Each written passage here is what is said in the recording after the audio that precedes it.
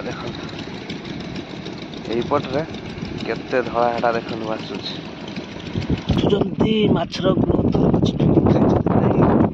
Wow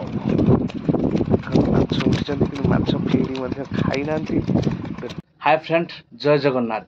आपण मान तो देखी जानी पारे मुझे पोखरी पाखक ही आसी पहुँच जाइए। आज ब्लॉगटे ही ये स्टार्ट करवा पोखरी पाखर बर्तमान मुझे जेहेतु आसी बर्तमान सका पहुँच जाइए समय पाखापाखि 9:30 हम निश्चित भाव में भिडियोटी कंटिन्यू करेंगे और शेष देखा चेष्टा करेंगे खास कर सब्सक्राइब टी करदे आमको सपोर्ट करेंगे। चलतु आज ब्लॉगटी स्टार्ट करवा।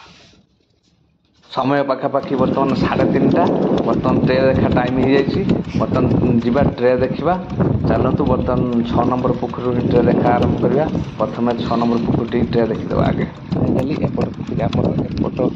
आम पाख पोखरी वाला से मझे गोटे हुड़ा बर्तमान ट्रे टेका बर्तमान ट्रे आम टेका एरेटर सब मरा मुझे ट्रे देखिए बर्तमान एरेटर मारिदेली बर्तमान ये ट्रे ये मारिबा आसतु आगे ट्रे टेकीदे एरेटर ही मारिबा यही भाव में बर्तमान 4:30 जाकि आम एरेटर चलो घंटे 3:30 ରୁ 4:30 एवं तापर ही 4:30 बंद हो 5टार ही फिट पड़ो पुणी 2 घंटा डिफरेन्स 7टा बेले ही ट्रे टेका यही भाव में पोखर प्रक्रिया चलती। बर्तमान आसतु 6 नंबर पोखर सेपटे तो देखिले एपट ट्रे देखा बर्तमान देखा माछ केते उठुचंती माछर ग्रोथ वाओ माछ उठुचंती माछ फेरी खाई ना डेथ माछ आसी देखो किसी माछ गोटे आसी मोटा माछ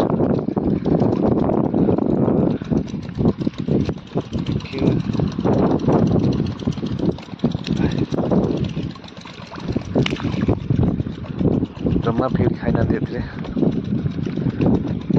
बिल्डिंग टाइम के फीड किंतु खाइबे जेहेतु मल्टी स्टेज अच्छा माछ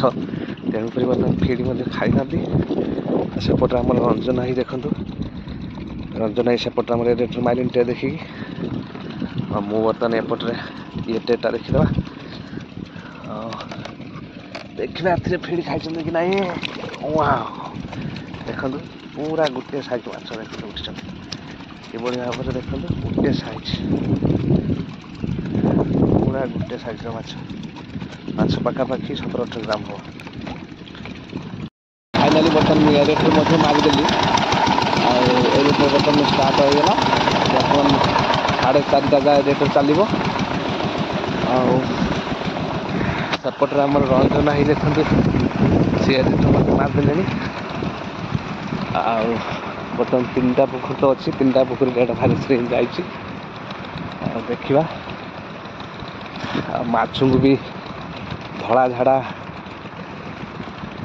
माने धला झाड़िया धला बांती जाऊ कहुए सेटा माछ को है। आसतु देखा धला झाड़ाटा केमितिका देखु बर्तमान आप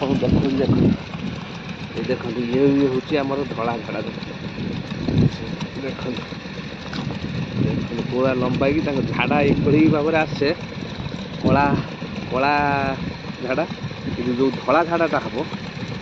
सेटा हूँ आमर हूँ भाषब कला झाड़ाटा ही आमर बुड़ी धला झाड़ाटा ही भाषब देखो धला झाड़ाटा है बहुत माने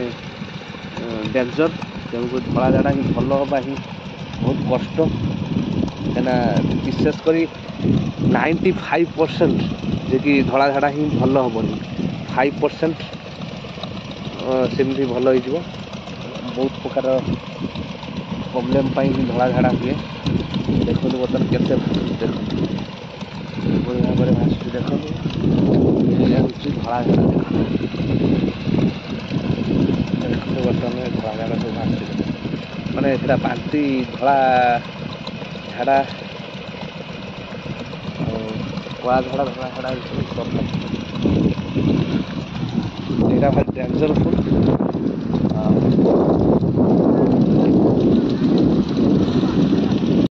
ଦେଖନ୍ତୁ ଏଇପଟରେ